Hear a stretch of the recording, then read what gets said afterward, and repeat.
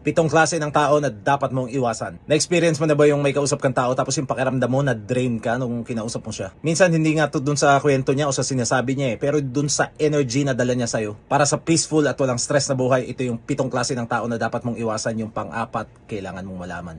Number 1, yung palaging namumuna. Ito yung tipong laging may negatibong nasasabi. May hana siya palagi sa sinasabi mo, sa itsura mo, o sa pangarap mo. Kontrabulate. Okay yung constructive criticism, pero yung palagi ka na lang napupuna, nakakawala yan ng kumpiyansa mo. Protekta mo yung sarili mo sa pamamagitan ng paglayo-layo ng konti. Number 2, taong mahilig sa drama.